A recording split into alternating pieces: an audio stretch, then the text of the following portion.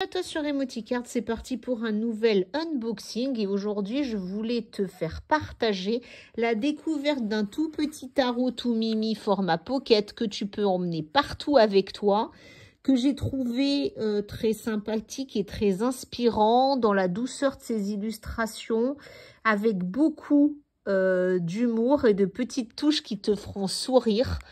Je le trouve vraiment sympa. Alors c'est le tarot des Carlotides, tu le trouves partout. Alors si tu le trouves pas en magasin, il est bien sûr en ligne, Amazon, Cultura, Fnac, Furet du Nord, comme tu le souhaites. Son prix c'est 19,90 €, donc un prix tout doux si tu souhaites te faire un cadeau ou faire un cadeau à quelqu'un d'autre. Il est proposé par les éditions Fournier. C'est un tarot espagnol et je te propose tout de suite d'en découvrir le contenu. Alors tu vois, on a un magnifique colibri. C'est un tarot très simpliste, hein, tu verras, mais extrêmement intéressant pour travailler avec. Donc le colibri qui porte la fleur, quand tu ouvres la boîte, ce que tu peux voir, c'est que tu as un œil qui te regarde, symbolique aussi d'introspection et de travail sur toi. Et tout ça s'ouvre sur des magnifiques illustrations fleuries, colorées, sur fond noir. On enlève les cartes et tout le contenu de la boîte. La boîte, tu vois, jusqu'à l'intérieur est complètement illustrée avec ces motifs fleuris. Et je te propose tout de suite de découvrir le contenu. Une première carte qui reprend l'illustration de face du tarot des Carlotides avec notre petite bonne femme version cour de roi et la lune au-dessus. Donc ça, c'est ce qui m'a attiré le plus, en fait, j'ai envie de te dire, dans ce tarot. C'est vraiment l'illustration de départ. Donc ça, c'est pour le côté recto. Côté verso, tu vois, tu retrouves le motif fleuri de la boîte avec la symbolique de la lune, hein. Et tu verras, il y a de nombreuses références, soit à la lune, quelquefois à certaines symboliques de sorciers, mais globalement, on est sur un tarot classique type Rider-Waite-Smith, donc avec toutes les cartes illustrées, y compris les mineurs. Tu retrouves une deuxième carte qui te présente en fait un peu les auteurs de ce tarot, tu vois. Donc là, tu es sur des dessins originaux de Carlota Santos. Et comme je te le disais, édité et fabriqué par les éditions Fournier Victoria et fabriqué en Espagne. On est bien sûr sur l'édition française. Tu retrouves un livret. Alors, comme on est en format pocket, tu sais, c'est pas les grandes boîtes avec le gros livre détaillé, mais plutôt pratique et sympa puisque ce tarot, tu es censé l'emmener partout avec toi. À l'intérieur, tu vas retrouver rapidement ce que sont les arcanes majeurs et mineurs avec la suite en fait des arcanes mineurs et puis les figures, les personnages de la cour. Donc là, on est sur comment en gros comprendre ta structure de tarot, format habituel, ok. Le symbolisme des chiffres, la checklist, alors ça c'est plutôt pas mal. Tu es sur une suite, tu sais pas, tu te rappelles plus quel numéro est lié à quoi, et bien là, tout de suite, ta checklist te dit, ben, par exemple, attention, tu es sur le numéro 8, quelle que soit ta suite, tu es sur une carte d'évolution. Donc après, tu prends l'élément de ta suite, par exemple, les coupes, on est sur l'émotion, et bien quand tu tires un 8 de coupe, tu sauras tout de suite que tu es sur une carte d'évolution de tes émotions par rapport à la question que tu te poses. Donc ça, c'est assez didactique. Si tu n'es pas super à l'aise, ça te permet aussi d'aller rapidement sur les grandes pistes clés de ta carte pour pouvoir bien les interpréter. Ensuite, tu retrouves dedans, ce que j'ai oublié de te dire, c'est qu'il n'y a pas de carte rebaptisée, hein. On est vraiment sur un tarot classique. Ensuite, tu as des propositions de tirage de cartes avec le tirage à une carte, tu vois, pour... alors là, on te dit, hein, excellent exercice pour mémoriser la signification de chaque carte en y apportant un souvenir personnel. Ok, tu as un tirage à 3 cartes avec le positionnement de tes 3 cartes et puis ce que tu veux y ajouter, hein. Donc le plus classique, c'est passé, présent, futur, mais tu peux avoir pour la journée, qu'est-ce qui va se passer matin, midi et soir. Tu peux avoir aussi problème, cause, solution, force, faiblesse, conseil, enfin tout ce qu'on connaît de façon classique sur un tirage à 3 cartes. Tu as ton tirage à 5 cartes. Ça aussi, c'est le classique hein, pour savoir un peu la situation présente, les influences positives, négatives, l'événement passé qui influence le présent et l'évolution de la situation, enfin, en carte 5. Attention, si tu as l'habitude de pratiquer ce tirage-là, ta réponse se trouve en haut, alors qu'en général, on la trouve ici. D'accord? Si tu décides bien sûr de suivre ce tirage. Ensuite, tu as les 10 conseils pour une lecture de tarot. Ça aussi, super bien, en format checklist. On va vite, on sait où on est, on sait ce qu'on fait.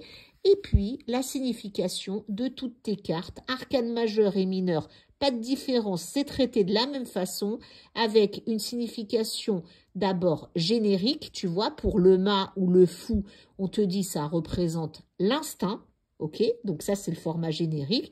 Et ensuite on te donne des mots-clés pour interpréter tes cartes à l'endroit, à l'envers. Donc tout est simplifié pour toi, tout va vite, tout te permet des connexions faciles et c'est ce que j'aime vraiment dans ce tarot et ce finalement tout petit livret qui tient dans ta poche ou dans ton sac mais qui t'apporte toutes les réponses et les solutions que tu souhaites. Je te propose tout de suite de rentrer dans la découverte de ton tarot. Tu vas voir, moi j'adore, en fait j'ai vraiment été séduite par ces illustrations. C'est minimaliste, c'est simple, mais c'est poétique, ça te connecte vraiment rapidement à ton intuition. Et puis il y a des petites touches d'humour ou des références artistiques qui se cachent dans certaines cartes et qui pourront également te faire sourire. Donc on part avec les arcanes majeures, notre mât ou notre fou, tu vois, qui est tout dans l'envolée, dans l'optimisme, dans le départ lancé. Et il s'y achemine avec beaucoup de force, mais aussi de poésie. On voit bien tout qui s'ouvre à lui. Et tu vois, là, la représentation qui a été choisie est plutôt féminine, mais avec des cheveux courts. Donc, on est sur du féminin masculin. Et notre fou est seulement vêtu d'un slip ou d'une culotte. Donc, pour bien montrer qu'il part dépourvu de tout ce qui pourrait l'encombrer pour son départ. Donc, tu vois, rien qu'en décrivant la carte, déjà, tu es transporté dans sa signification. On retrouve ensuite le battleur, d'accord? Pareil, hein, qui est symbolisé donc par une femme qui possède, en gros, tu vois, dans ses mains, elle a un jeu de 2 cartes. Elle a les cartes et les outils en elle, et puis on retrouve la symbolique au-dessus de sa tête de l'infini et du tout est possible que l'on a également dans le tarot Rider-Waite-Smith. Notre papesse, qui reste très religieuse, très ancrée, mais qui fait le lien entre le ciel et la terre par la symbolique qu'il y a au-dessus de sa tête, mais également à ses pieds, hein, qui semble être accroché à quelque chose de crochu et donc qui s'agrippe. L'impératrice, regarde-moi comme elle est belle cette impératrice. Tout se dégage d'elle, on voit, et tu vois, elle est raccrochée à l'élément ciel par la lune, par l'étoile. Enfin bon, elle regarde l'avenir, elle a toutes les symboliques autour d'elle.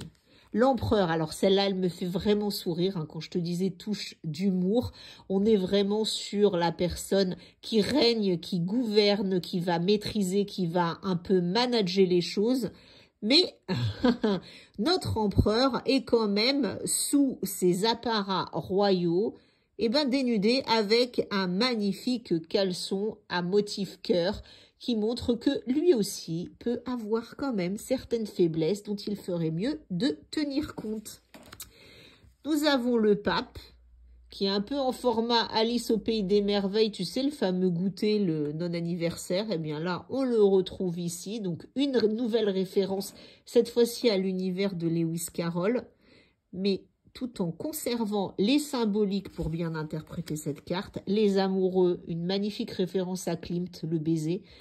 Moi qui adore Klimt, j'adore la façon dont ça a été repris en fait dans ce tarot. Parce qu'on sent par les couleurs choisies toute la douceur qui se dégage et puis toute cette verdure qui montre la croissance qu'il y a autour de ce couple. Le chariot, et là j'adore, on a notre carlotide de couverture en pleine ascension et aventure, tout en noir et blanc avec des pointes d'or. On sent la volonté et l'avancée, tout en maîtrise, mais également en espèce de fougue de ce chariot. La justice. L'ermite, alors là aussi, pointe d'humour que j'adore. Hein. On n'a pas quelqu'un qui est recroquevillé sur soi. On retrouve la symbolique du guide avec le sceptre et la lanterne. Par contre, le côté ermite de « je me replonge dans mon cocon et mon introspection » est ici symbolisé par un magnifique manteau qu'on pourrait caractériser de manteau de pluie et d'un chapeau également qui ressemble à un chapeau de pluie et qui montre finalement notre personnage rentré à l'intérieur de lui-même et protégé de l'extérieur. La roue de la fortune, et c'est là qu'on a la référence la plus marquée au monde de la sorcellerie, avec toutes les symboliques, hein, d'accord? Et puis, donc, on a le serpent, le chat noir, le singe, et puis l'ail accroché, le blé, enfin, tout ce que tu peux retrouver dans ce monde et qui symbolise aussi cette roue de la fortune, c'est-à-dire qu'elle va tourner dans le sens où tu voudras la faire tourner et elle te montre bien que tu as le choix de choisir d'entendre ces enseignements ou pas. La force, dans un grand travail d'équilibriste, et on est un peu quand même face à ça, c'est-à-dire qu'on a la force et la maîtrise de faire ce type de figure, mais on reste quand même en équilibre par rapport aux événements. Le pendu, alors magnifique là, il est symbolisé de façon très poétique, tu sais, avec ces danseurs qui ont l'art de s'enrouler autour des rubans et qui te font ça avec une telle grâce que finalement tu te dis oh, mais moi je pourrais pas supporter 30 secondes cette position-là, mais eux s'y complaisent finalement et déroulent les choses jusqu'au bout comme si de rien n'était, comme suspendu à un fil magique. La mort, alors là on est très dans l'ambiance fête des morts mexicaine, on ressent bien que nous sommes sur un tarot à influence espagnole, mais on sent cette transformation avec ces magnifiques fleurs. La tempérance, qui est suspendue comme par un fil, tu vois, un peu en l'air. Le diable, alors là aussi j'aime beaucoup, hein, tu vois, parce que on retrouve la même chose que sur nos tarots de façon habituelle, hein, avec ces deux personnages enchaînés de part et d'autre, et notre diable a cette fois-ci une figure plutôt animale, mais avec les cornes du diable que l'on reconnaît. La tour, qui est cette maison finalement, enfin cette fondation qui semblait assez solide et qui se trouve ébranlée, tu vois, par les failles qu'on voit atterrir, mais failles parce que entourée par un dragon beaucoup plus fort qui crache du feu et qui a décidé de capturer cet édifice qui se fissure. Je trouve cette représentation de la tour extrêmement intéressante parce qu'on est vraiment là sur quelque chose de solide et un vent extérieur qu'on ne peut maîtriser, limite surnaturel, qui va tout ébranler sans forcément tout détruire, mais qui va faire chambouler les acquis. L'étoile, regarde cette étoile comme elle est belle et magique. Alors là, on a tout le côté intuitif et poétique de notre étoile. Tu vois, avec ses symboliques, ses couleurs, sa douceur. La lune, pareil, tu vois. Alors là, la référence est à Pierrot. Il y a une espèce de poésie autour de la lune et on perd dans cette carte-là, tu sais, le côté du loup qui crie à la lune, de cette plongée dans le côté sombre. On est plutôt là sur une lune optimiste, mais qui reste quand même sur ses pensées, son intériorité. Le soleil, magnifique avec la symbolique des tournesols. Le jugement, où là, on retrouve une référence à la mort, à la roue, avec ce travail d'équilibriste hein, de notre petit personnage qui amène le jugement et tu as tout plein de symboliques. Hein. Je te disais la référence à la mort avec le squelette. Tu as l'œil aussi hein, qui regarde, tu as la roue, tu as la trompette. Toutes les symboliques liées avec finalement le bilan que tu dois opérer. Le monde, très fleuri, très optimiste. Mais tu vois, cette femme est également légèrement vêtue et juste entourée finalement d'un foulard type ruban qui est là aussi pour montrer qu'elle est arrivée au bout de son chemin. On a les symboliques aux 4 coins de la carte. Elle a accompli ce qu'elle avait à accomplir, mais elle est prête aussi pour un nouveau départ, vierge finalement de cette expérience. Maintenant, je te propose de passer aux figures des arcanes mineurs. Donc les deniers, on est sur un as de denier assez classique avec toutes les symboliques qu'on avait déjà dans le Rider-Waite. La seule différence, c'est peut-être les couleurs choisies qui sont un peu plus sombres que d'habitude pour cette suite. Mais tu vois, on est dans le respect assez classique de ce qu'on retrouve. Hein. 4 de denier avec cet arbre qui pousse. Le 5. 6. Le 7 de denier, tu vois, avec cette notion de finalement, je récolte tout ce que j'ai fait pousser dans ce fabuleux arbre qui a son feuillage, mais aussi toute sa richesse. Le 8. Le 9, on retrouve notre carlotide, cette fois-ci en format noir et blanc, avec juste les deniers en touche or et la végétation au-dessus en or et vert. Le 10 de denier, donc il y a souvent hein, quand même des références au dragon, mais comme tu le sais, le dragon règne, il aime l'or dans les contes et il règne sur son trésor. Donc quoi de mieux finalement qu'un dragon pour ce 10 de denier où on est en accomplissement total de ce monde matériel. Les figures de la cour maintenant, le valet de denier qui par sa jeunesse danse en fait sur ce monde. Le cavalier de denier qui là tu vois on le sent tout en puissance et en possibilité de faire bouger les choses rapidement. La reine de denier qui elle est face à son empire. Et le roi de denier qui est face à son empire en prospérité, qui maîtrise, mais tu vois, le même clin d'œil finalement que pour notre empereur. L'illustratrice a décidé de le vêtir en fait des apparats d'un roi, mais tout en laissant entrevoir en dessous de ces apparats finalement un personnage assez dénudé et juste en caleçon. Les coupes maintenant, bien que nous soyons dans le domaine de l'eau, le choix qui a été fait, c'est de représenter dans des coloris roses, ce qui va extrêmement bien avec le monde des émotions. Donc là, tu as un fameux as de coupe qui ne demande qu'à grandir. Le 2 de coupe avec la référence aux tasses. Le 3 de coupe, là, on est dans la fête, mais tu vois, entouré de roses, de violets. 4 de coupe. Le 5, où là, ça s'assombrit, on garde les roses, mais on rentre dans du violine beaucoup plus sombre. Le 6 de coupe, nouvelle référence à Lewis Carroll avec notre lapin qui apparaît à nouveau et nos tasses. Le 7 de coupe, où là, on retrouve finalement quelle coupe ai-je à remplir. Le 8. Le 9, où tout est bien rangé. Et le 10. Le 10 de coupe, alors qui est symbolisé en plus avec une bouteille de vodka, nouvelle pointe d'humour. Les personnages de la cour, tu as le valet de coupe qui, cette fois-ci, alors on change d'époque. Hein. Notre Carlotide, elle est en côté empire. Le cavalier de coupe, qui avance aussi. La reine de coupe.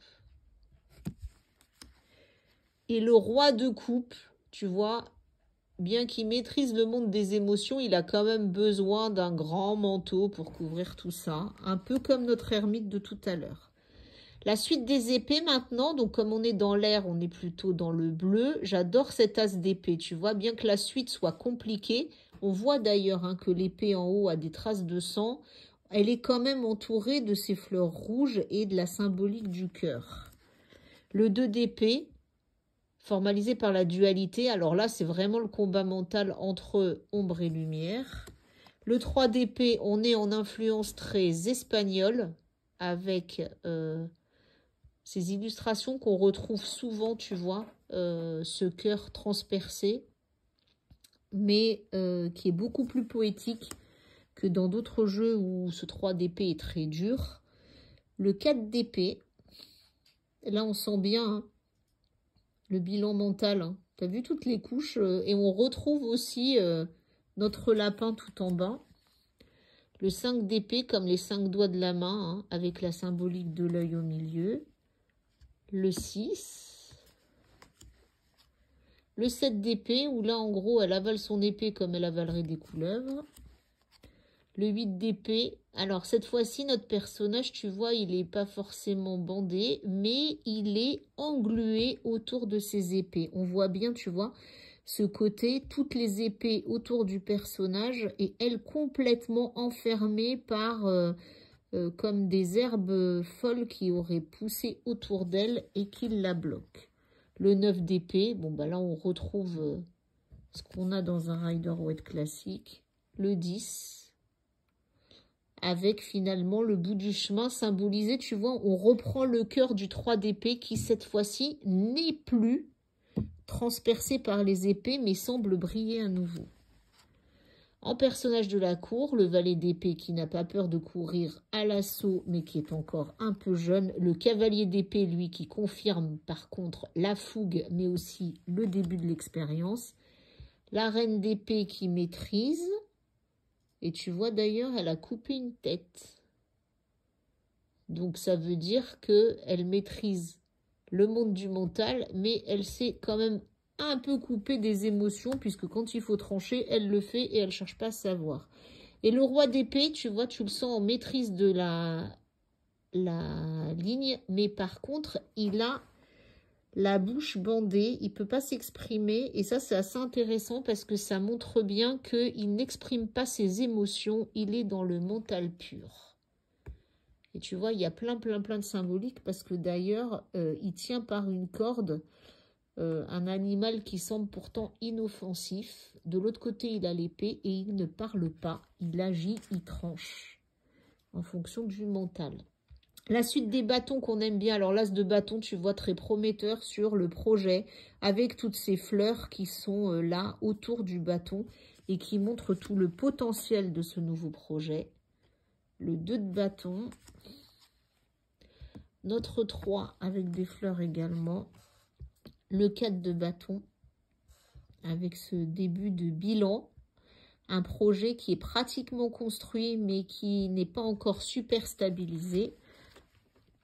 5 de bâton, ça avance, mais il y a quelques vents contraires à pouvoir neutraliser. Le 6, 7 de bâton, là ça commence à être la fête, hein, on commence à récolter, à être en équilibre sur le projet. Le 8 de bâton, tout fleuri, finalement tout est apaisé. Le 9, où quand même il y a ce volcan là en bas, donc il y a eu beaucoup de travail et le volcan commence à gronder. Et le 10 de bâton avec cette femme qui porte sur son dos tout le poids de son projet et de tout ce qu'elle a fait et qui commence à la fatiguer. Notre valet de bâton qui est jeune, qui veut y aller, tu vois, et qui est entouré de cet univers. Le cavalier qui part à l'assaut sans se poser de questions. La reine de bâton qui est très jolie, très chargée. Tout dans la maîtrise et la féminité qui est symbolisée par toutes les fleurs autour d'elle. Et enfin, le roi de bâton qui, lui, est plutôt côté nature verte avec le dragon à ses pieds. Et puis, on est certainement sur des feuilles de laurier qui symbolisent la réussite. Voilà, écoute, j'en ai fini pour cette démonstration du tarot des Carlotides. J'espère que j'aurai pu te convaincre de sa beauté et de son utilité. En tout cas, moi, c'est un tarot que j'aime beaucoup de par sa finesse, son humour, comme je te le disais, et puis son côté pratique, y compris dans les livrets explicatifs et tout ce qui l'entoure. Eh bien, je te souhaite une très bonne journée et je te dis à très bientôt sur Emoticards.